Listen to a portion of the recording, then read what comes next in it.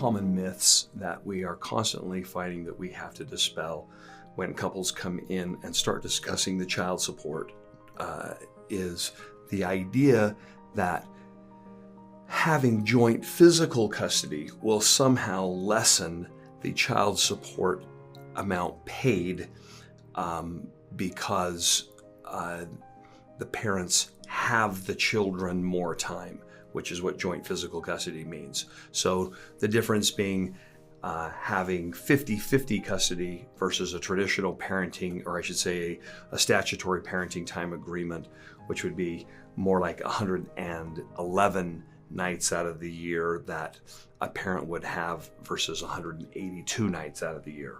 So I'm going to be referencing an actual child support worksheet, one that is used in the state of Utah, that will illustrate that we have both of the parties' incomes, mom's and dad's incomes here, and the incomes show that dad makes $5,000 a month and mom makes $2,000 a month.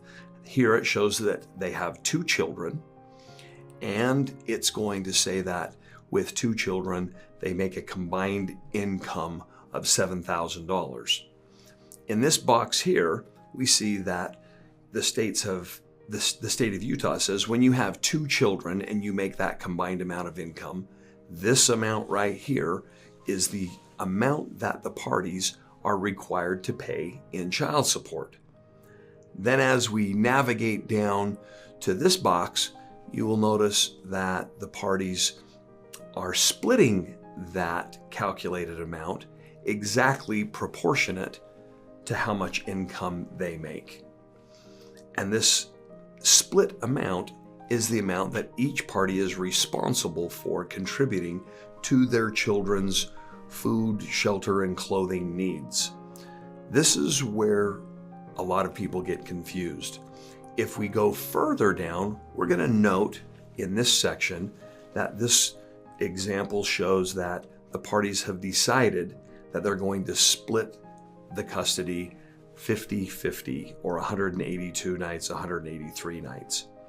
If we go back up to these 2 boxes where we first illustrated the amount that the parties are going to have to pay, this represents or reflects if the parties have the children, one of them has the children 111 nights and the other party has them the different amount, has the difference.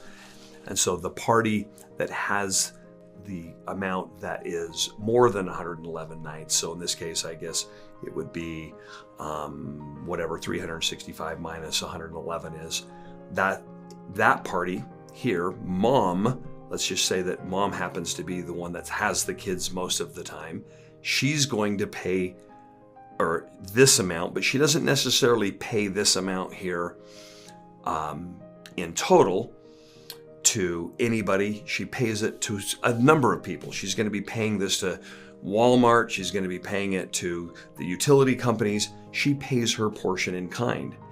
Dad in this situation is going to supplement that with his payment, and he pays that directly to her to supplement that. And then with that, she is responsible to make sure all the kids' clothing is paid for. And this also accounts for the 111 nights that they're going to be with dad. Now, back down to where we illustrated that they have 182 and 183 nights. Each night over 111 nights that dad happens to have the kids more, the state says we need to let him keep some of that money, because instead of mom having to buy that cold cereal, now dad's having to buy that cold cereal for that day. And every single day that he has to buy more cold cereal, then the state says he gets to keep some of that money. So the perception here, look what it does to his final child support calculation. Here's the amount that he pays if he has the kids 50% of the time.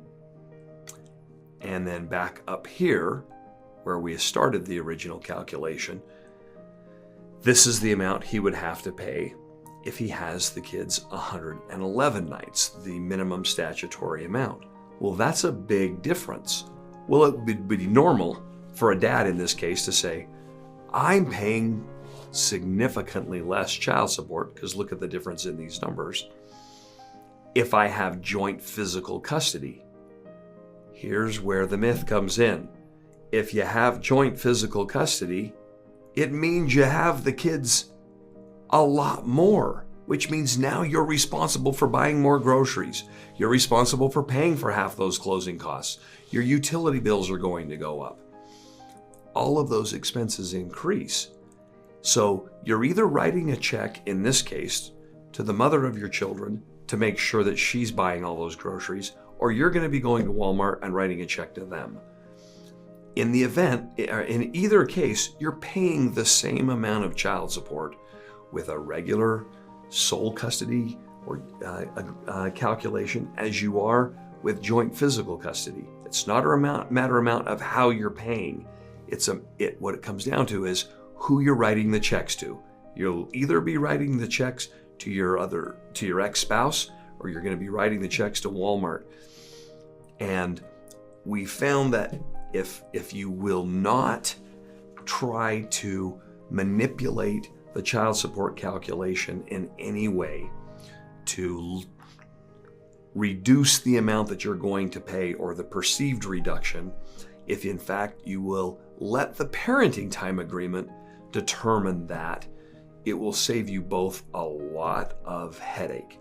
The idea that you're going to pay less child support when you have your kids 50% of the time, if you really think about it, does not make sense, because you're going to have all your expenses go up accordingly. If you don't understand this, take some time to have your mediator explain this with your actual incomes, and it will make a lot more sense. Keep in mind that this calculation is only for base child support.